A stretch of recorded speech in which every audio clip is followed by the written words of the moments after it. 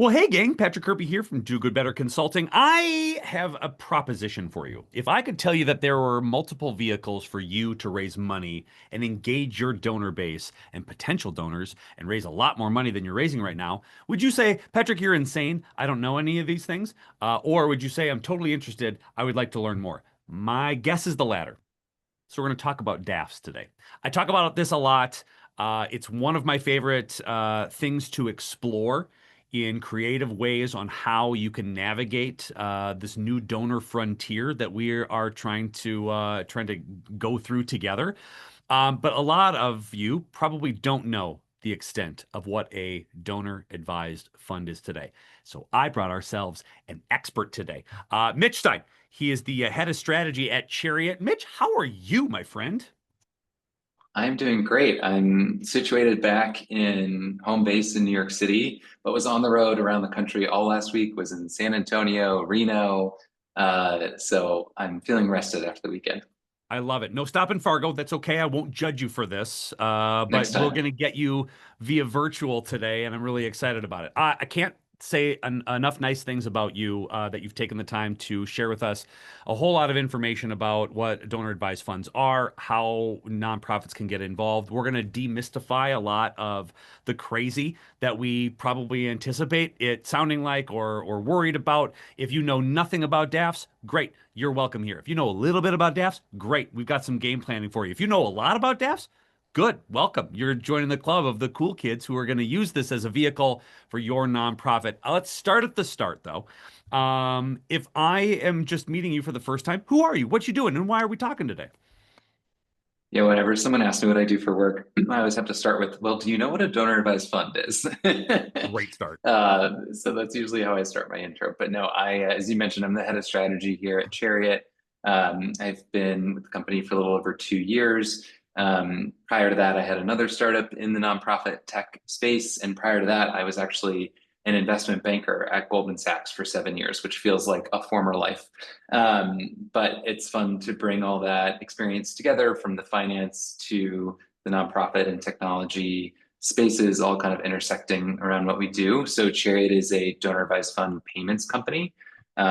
We help nonprofits raise more from DAFs by making the DAF giving experience seamless, but we also help donor advised fund providers send grant payments in a faster, safer, and easier way to just make this ecosystem work better for everyone involved. I love it. All right, so let's start really basic, and then we'll work our way to a little more complicated things. If I'm just tuning in and I like the idea of what we're talking about, or our two handsome faces have attracted someone to click on it, which is probably the case, I'm guessing. But you have no idea what a donor advised fund is. Give us the real basic who, what, where, when, why on what this is. Yeah, so a donor advised fund is a tax advantage charitable giving account. I think it's most helpful to think of it in terms of what a 401k does for someone's retirement or an HSA, healthcare savings account, does for someone's healthcare costs. A DAF functions in a similar way. It's tax advantage. You put funds or assets into the account while they're in there, they are invested in the market and it has restricted use. It can only ever leave that account in the form of a grant or a donation to a nonprofit organization in an eligible instance. So you can think about this in some ways like a really, really simplified foundation that's accessible to people that aren't just the super wealthy. And even if you are super wealthy, it's a much simpler way to manage something that resembles a foundation. So it can meet a lot of needs for a lot of different people. But at the root, it's just that you're putting money or assets into an account. I say or assets because you can put all kinds of stuff into a DAF, and that's one of the benefits is you can contribute appreciated stock or other securities, but you could also contribute like shares in a private company. I've like art collections, wine collections. I heard someone donated a cruise ship. Probably not that common in Fargo, but it can happen. I love that. So, all right, it's a really cool vehicle. If I'm a donor, I've got a number of different options. Why am I not picking a qualified endowment instead of a donor advised fund, right? What are the things that I'm looking at if I've got a donor advised fund, or I want to start one itself. But I've got this option. Hey, everybody's doing endowments. I got a bunch of money I can do there. What's the advantage? What's the disadvantage? What is the difference between an endowment and a donor advised funds? Because it seems like they're very similar. I can go and put some stuff into it and I can donate from it, but I'm guessing there's a little bit of a difference. Yeah, I like to start with the actual donors, like because it's not going to be the same for everybody, right? Right. And they're also it's millions of people, so it doesn't fit into totally clean boxes. But I think there's like three core archetypes of types of donors who might be drawn to a DAF. On the one end, you have, and this is me, it's like the smaller dollar donor who just wants a way to get more engaged and organized around their philanthropy. So I'd call them the organizer. And this is the person who sets up a DAF so that they can set up automatic contributions. I put $200 a month into my DAF. Then I do all of my giving out of that one account. So I'm not hunting for receipts at the end of the year. I can see all the gifts made in one place, and it keeps me accountable to those goals. Like I intentionally want to set aside this amount of money. I happen to also get a match from my employer into my DAF account. So it doubles my capacity that's immediately invested in the market. So it's really about that accountability, that organization, and it increases my giving capacity. When I intentionally set aside funds, I end up hitting that goal as opposed to waiting for opportunities. When I'm going to be inspired to give, I've already set the money aside and now I'm ready to give. Hmm. And there's a second archetype I'd say, which is what I call the optimizer. This is someone who is starting to have tax advantages. Like I'm not contributing enough that it has any material tax benefit. But for someone who is, and they're starting to think like, oh, I've got these few shares of NVIDIA that have grown 1,000%, in the past few years, and it'd be smart to contribute some of them here and get some tax benefits. Or they're just thinking more strategically and making larger contributions into a DAF. And they'll usually spend that down over a couple years. It's often like a couple that's doing that together. So that's like the middle archetype. And then on the far end, I'd have what I call the builder. So this is the person who is setting up a DAF in lieu of a foundation or probably endowment, kind of like what you're describing. And they're doing so because it's just so simplified. You fund the account and then you make grants when you want to. Like that's it. You're not hiring a lawyer. You're not handling the filings every year. You're not hiring an accountant. You're not like having to do board meetings. It is brought down to the absolute basics. So unless you want to like operate a foundation, you want to have like staff, there's really like not, it's become a lot less compelling to create one of those private foundations or like endowed funds are slightly different, but in general, I would say people lean towards DAFs just because of their simplicity. Right. So again, just to get clarification too, if you're going to give to a qualified endowment, you're probably going to partner with a whole bunch of other people, or there's going to be an organization that runs it, and you're going to pool all your money together. It goes into the market very similar to a DAF, except for the fact that you can only spend out of that qualified endowment a very small percentage, 4 or 5% per year, typically is what people say, of the earnings that total amount gives. So let's just say there's $1 million in an endowment. That sounds awesome because I'm looking at this checking account or I'm looking at this account that's got $1 million in it, and I can't touch any of that principal. I can only touch what was grown in the market, and then from there, it's only a very small percentage. People who have followed me for a very long time know my very strong feelings on this particular approach, because if there is such a need and the waterfall of need is so great, it does take an act of God and Congress together to move more money than a very small percentage. How much can you give out of a DAF in comparison to 4.1, maybe 4.3% of the earnings that you get out of a qualified endowment?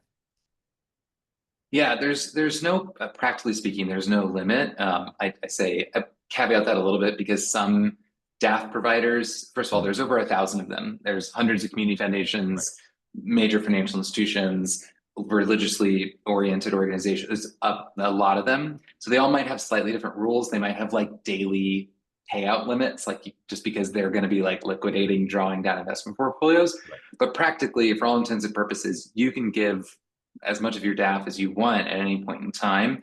And I think it's a big reason that they end up paying out at a much higher rate than other vehicles, even though they don't have a government mandated annual payout rate like other vehicles do. And yet the annual payout rate for DAFs has been over 20% since they started tracking that, like 15 years ago. So I think it goes to show that people are using this as a way to give because they Yeah. want to be more engaged and active in their giving. I love that so much. And again, I think when we're staring down, you know, grants that are not coming through or donors that have kind of peeled back or businesses that are just not giving at the rate that they've typically given, you're always constantly looking for what's that next vehicle that we get to have some revenue coming forward. And if you're not looking at this, I think you're really missing out on a lot of possibilities of funding that have unlimited potential. 20% is an average of that is so much more money than any other vehicle that I've seen in my lifetime of doing this for over 2 decades. And I think it's so exciting to be involved in one. There's my next question. How on earth do you get involved with one of these, right? So if I'm a small nonprofit, I can't start a DAF myself, but I've got to have some friends or I've got to have some individuals that might have in the circle of maybe knowing I'm lost. I'm lost, Mitch. I'm a small nonprofit executive director. I'm a board member. I need to get myself in this game. Where on earth do I start? Yeah, it's an awesome question, and I get it every day. I'm very active on LinkedIn, so people are constantly messaging me Yeah. this or dropping into the comments. And I think first and foremost, the thing I would clarify is sometimes I hear people say like, "Oh, we're not ready for DAFs yet." Yeah. That's not something we're ready for. And I have to stop myself from laughing because I think there's just a fundamental misunderstanding that it's not something you get to decide whether you're ready or not for. This is the donor's choice. That's like saying we're not Yeah. ready for, I don't even know. It's like saying we're not ready for credit cards, but even that isn't the case because people are just going to send you money for their DAP if they want to. Right. Yes. It's just a way people are giving at a rapidly increasing rate. Mhm. And so it's really a choice of do we want to be passive or active when it comes to DAF giving and DAF fundraising. And so I think you're only missing out by not getting engaged and thinking about how you can play a more active role in the DAF giving process.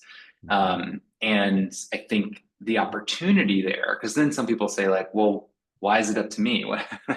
What is up to Yeah. me when it comes to DAF giving? Is that for whatever reason, individuals with DAF accounts often don't use them. They often give through other means. They often are giving with a credit card. And there's been some really interesting research that we can cite in the show notes. The DAF Research Collaborative did a survey of 2,100 DAF donors from a variety of DAF providers and asked a lot of interesting questions. But one of them was like, do you give outside of your DAF? And 88% of the respondents said yes. And then they asked, like, what are the reasons when you don't use your DAF? And it was things like supporting a new organization, spontaneous giving, giving at an event, smaller dollar gifts. So those are the moments when you're capturing new donors. And if they don't use their DAF, that's what you're missing out on. And I think that just goes to your follow-up question is like, how do I find DAF donors? Right. And people are like, where is there a list I can find? Like, how can I Yep. some algorithm I can run on my existing donor file to tell me who has a Mhm. DAF? No, there's people. So you use similar strategies that you do to fundraising overall, but incorporating DAF giving, DAF language, thinking about your stewardship, tracking the data correctly. That's the stuff we'll dig into today. But that's where the opportunity is to go from passive DAF recipient to active DAF fundraiser. Right. So just a couple of things. So 88% of everyone that was surveyed that has a DAF gives in other capacities, which means spur of the moment. I'm inspired by this thing. I'm at an event. My neighbor's doing this work. I just happened to see something on the radio. They're giving. Gang, this is like the most ideal donor of all time because they're absolutely in it on the philanthropy side. They are not passively sitting on money. They're thinking about it in other ways. They're not hoarding in the traditional sense that we always kind of say like, hey, this has got to be behind a paywall or I can't find anything. No, no, these are just your average folks who's sort of tax specialists or their investor or their investing specialist has said you need to get involved in some of these things. So I love this as a framework because these are the people that you really want. These are the people you've been searching for your entire life. And so maybe we can talk a little bit about how to have a conversation about this because believe it or not, fundraisers like to ask for ticket sales. They'll sell some cookies sometimes. Asking for money is very difficult. Having a conversation about that should be a little bit easier. So maybe we can kind of go through some scenarios by which you would broach the subject in general to even demystify even further, broaching the subject of do you have a donor advised fund? So maybe I'll give you the softball of all softballs, Mitch, is how do you talk about a DAF when you don't know much about a DAF? And maybe just like, how would you even have this in a conversation where you and I are having coffee?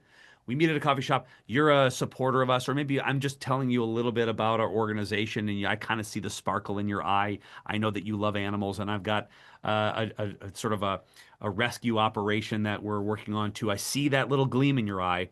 How do I have this conversation with you?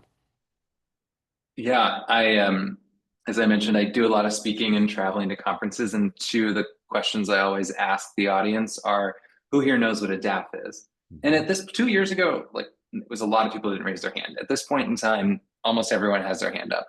And then I ask, okay, who would be comfortable explaining how a DAF works to a donor?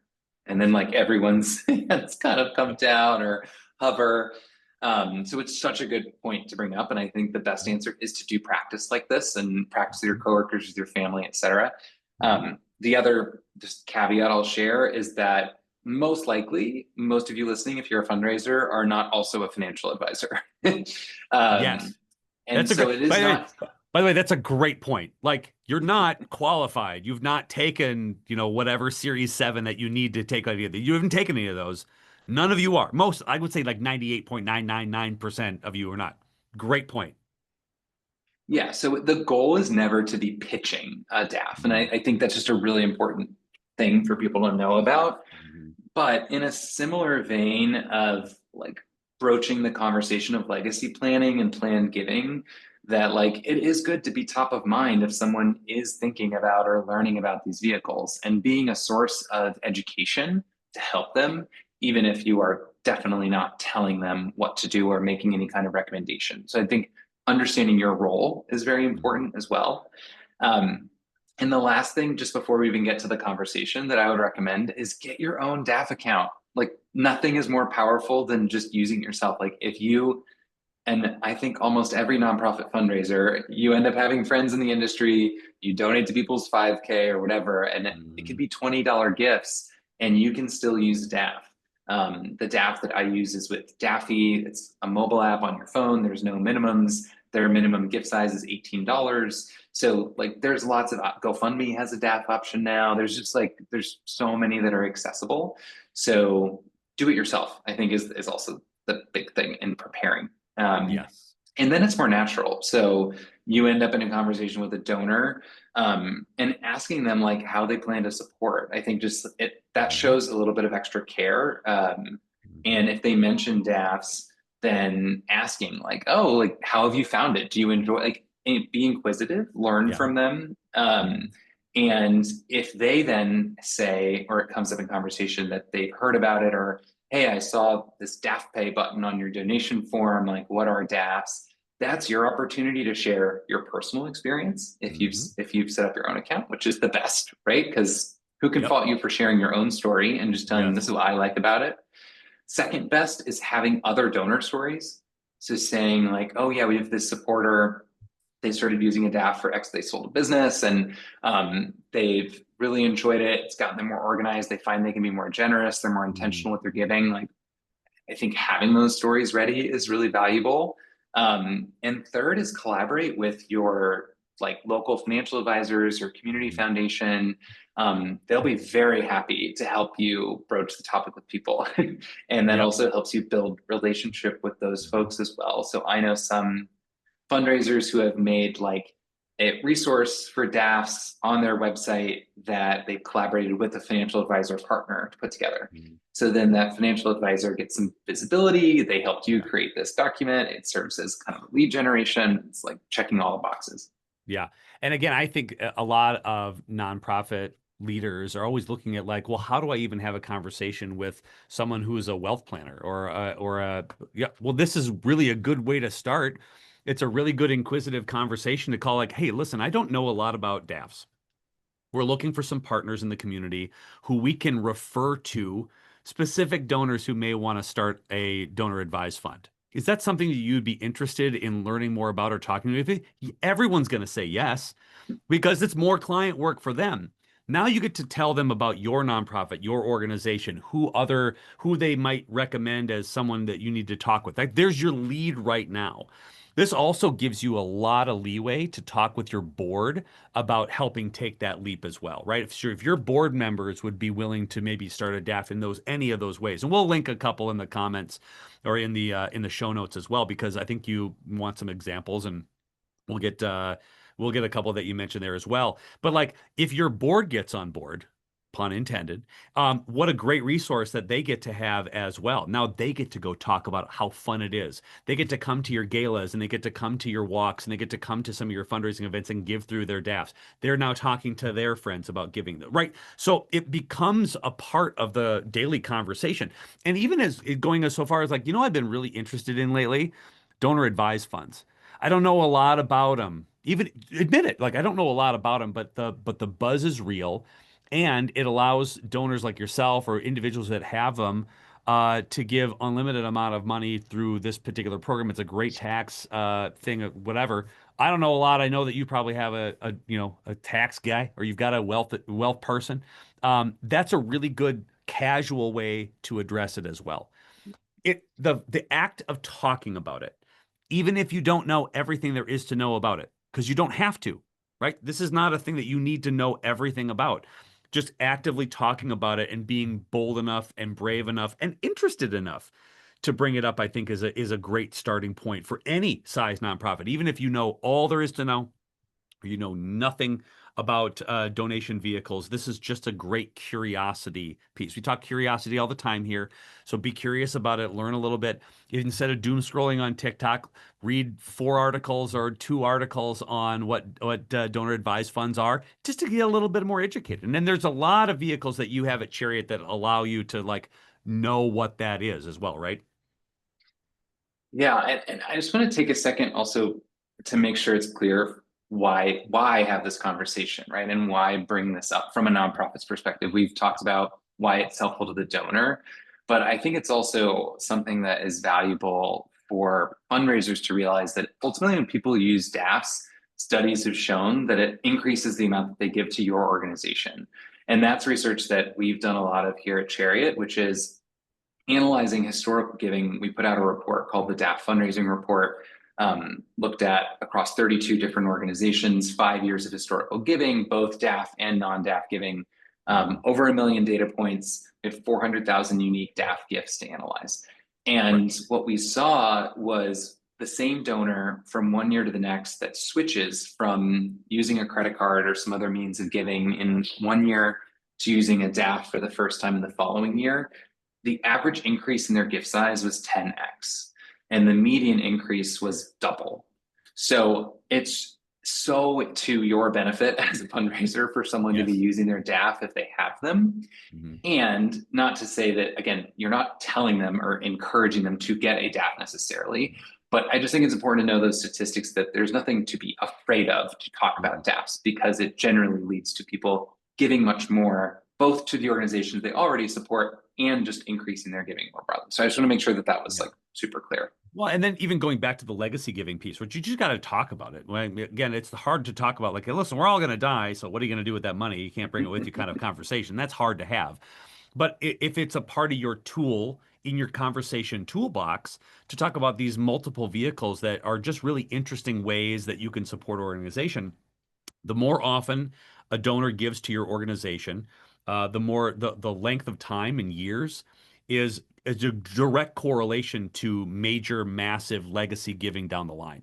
and you're just giving them another option to give that's very convenient, and it's not, it's not complicated, and it makes them feel great, and it's always available. Like this just spurs more giving love towards your specific organization, because then you've got a game plan of like, listen, we got your DAF gift, and again, that's another thank you vehicle that you get to have touch points with your donor again. So just the more times that they are able to give and the more convenient ways that they're able to give makes your organization stand out from those that make it very complicated and then don't talk about it and are not interested in it. You become very much an interesting group or an interesting organization talking about a very interesting way to give in the first place. Yeah, you brought up some really good points there that I want to underline, especially when we get to like action items for someone listening to this conversation. Mhm. Back to not passive, but active Yeah. participation in the DAF giving ecosystem. Yes, I think that showing that you know what DAFs are as an organization and that you are to be trusted with that type of gift goes a long way with donors. So making sure you have something on your website anytime you're sending a mailer or any donation form or email, start making sure you have some mention of giving with the DAF, at a minimum, a mention. If Yes. you can link to a form on your page where DAF pay and DAF giving is actually embedded, even Mhm. better. You're demonstrating to that donor that you are putting in the effort to, one, recognize the way that they might want to give and understand it and appreciate the value, and then making it easier for them is like a home run with those donors. Yes. And then afterwards, the really important piece, equally as important as incorporating it into all of your communications and assets around fundraising, is how you thank those donors. And this is where I see particularly smaller organizations fall down on this the most, is recognizing that a gift, even if it came from a community foundation or maybe it came from quote unquote Fidelity, Mhm. make sure you're looking at the actual paper to see if there's an individual attached to it that you should be tracking and thanking and stewarding, because it's just a mistake I've seen so many people make, where they never end up thanking that donor because they're like, Mhm. oh, I just saw this was a check from the community foundation. I thought Yeah. it was just a grant or some type of payout, when there's someone on the other end that recommended that grant that's Yeah. waiting. And that's the most common place where someone stops their DAF giving, is like, well, I never heard a thank you from the organization. So having that playbook, and look, it's Mhm. not always easy. Like, we've been singing the praises of DAFs, but they're not perfect. I would say one of the bigger pain points around them for fundraisers is that you don't always get full donor information like you would have if they donated through your form. Mhm. That's why Chariot built DAF Pay, so that they could check out with their DAF and provide you their name and email, and you know about the gift right away. But they won't all use that. So it is something that we're constantly trying to improve. But there's also work that you can do as a fundraiser to make sure you're doing what you can to steward those donors well. Yeah. Listen, we're good investigators. I feel like you could do enough digging, it's going to be fine. And there's some people who don't want to get recognized and they don't want to have that. Great. There's your anonymous donors. You know about them. It's totally okay. But to do your due diligence and make sure that you can make that gratitude happen, because you're not going to get gifts if you don't say thank you. So that's a big point. We've got a big day coming up, and I want to talk a little bit about this too, because October 9th is DAF Day. This is like one of the this is like finding out a new holiday exists, because before you and I kind of got connected, I didn't know that this was a thing, and I find myself offended by my own brain that didn't do enough research that this was an actual thing. So I want to share with everybody who's just needs to hear this, because I felt behind the times, and I'm so glad we get to celebrate this like Christmas for DAFs, I guess. What's DAF Day, October 9th? Yeah, so DAF Day is a national giving day for donor advised funds. It is something that's taking place across the country. I know people participating around the world, but it is a moment to increase awareness about DAFs, make sure people who have them are using them, and create a shared moment that they can do so together. Mm, It is really unique in terms of giving days, in that it's for a specific way of giving instead of, Giving Tuesday is great in the attention it brings to giving and generosity overall. Lots of communities or schools have their own giving days or events, but mhm. something that's shared nationwide around a specific way to give There's something so powerful in that every incremental DAF provider or nonprofit that's talking about it is helping everyone else, right? You're elevating the topic and reminding people that have that ready set of funds set aside that they can give to charity easily, is just really activating. And every added participant helps everyone else. The other thing that's really unique about it is there's some inherent education involved that doesn't make it feel like a pure solicitation, which I think as fundraisers, we are constantly looking for ways to Yes. deliver value that's not just an ask. And so it's a great opportunity to say, hey, do you know what DAFs are? Here's what they do. Mm. It's DAF Day, celebrate with us, like use your DAF, etc. So yes, there's an ask in there, but it's really organic and does not feel just purely like a solicitation because you're Yeah. inviting someone to be a part of something bigger in a way that they typically haven't had as a DAF donor, right? Like I talked about the experience of the donor not getting thanked, but in general, DAFs are great for a lot of reasons. But when you're just logging into your DAF to make a gift, you make the gift and then especially if you never hear back from the organization, it can feel kind of isolating and almost lonely. And so trying to bring it into the fold of a more like community-based collective giving moment has so much power. Just as an idea too, if you've got a couple of board members who may have a donor advised fund, or you got a couple of donors that you know about that have a donor advised fund, what a great way to feature them on a day that they don't necessarily get to be featured. I'm going to lift up a couple of people who are just using a different way to give to our organization. If you want to learn more, check us out. We'll be happy to help you out leading up to October 9th. And then afterwards, hey, if you're curious about how we raise so much money or that we had a number of different individuals give in this vehicle, we've got a couple of partners that would love to tell you more about this, right? It's never a hard sell. The invitation, and I love that word so much, Mitch. I so appreciate you using that because that's what this is. It's not a what can I do to get you to donate to me bit. It's a look at these awesome ways that you can support this amazing organization, and DAF is one of them. And that's kind of a really cool model for it. Where do we go? Do we sign up for this? Is there, I don't know what to say in my social media post, Mitch. I wonder if there's a group or an organization who can help us sort of facilitate the communication of what a DAF day is. Is there anything around there in this history of the internet that could help us out? Yeah, of course. So go to dafday.com. There's a whole marketing toolkit available for nonprofits anywhere to download and utilize. It comes with email templates and social media post templates and all kinds of goodies.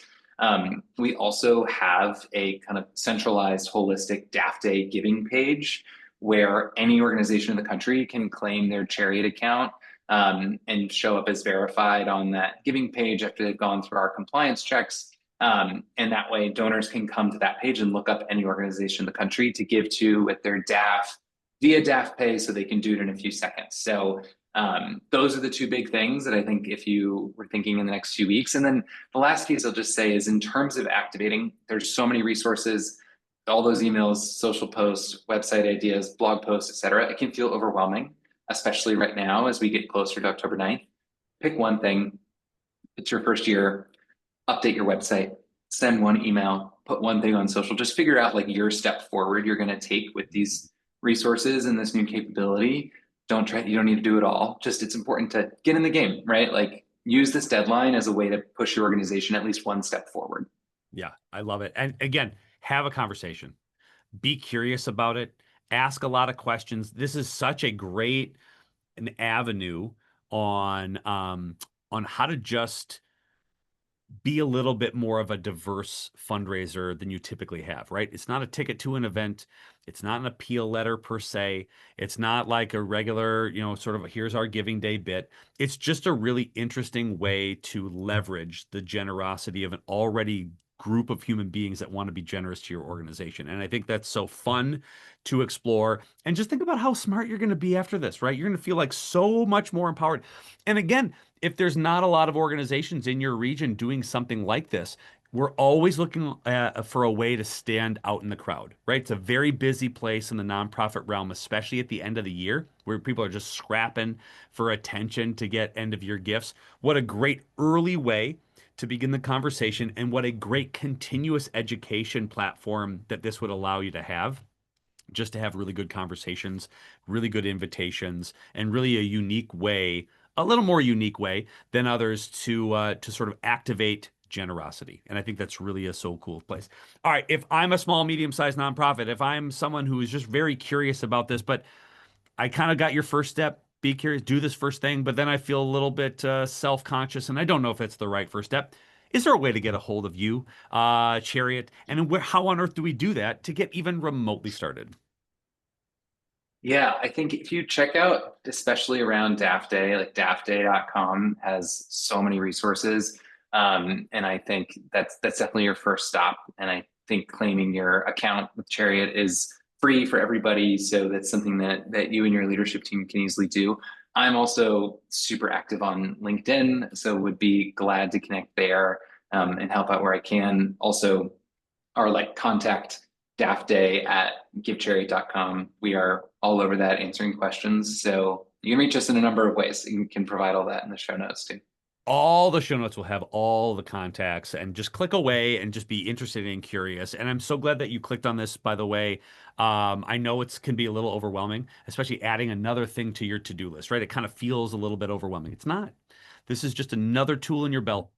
This is just another thing that you get to just hang your hat on and say, now I know a little bit more about that. I feel a little bit more confident. And that's really what donors want to hear from you. They want to feel that you are a confident, great organization that has the ability to have a conversation about ways to give. And this is just another one. Mitch, I cannot thank you enough for the time. I know you're super busy traveling everywhere and playing catch up from all the other gigs that you have going forward. I appreciate your leadership in this space. I think it's a well-needed one and such a great alternative to the classic, the way we've always done it, ways to give. And I'm very excited for DAF Day, very excited to know you a little bit better and appreciate you and your time for giving it to everyone else who listened today. Yeah, amazing. Thank you so much for having me, Patrick. This was great. Appreciate it, my friend. See ya.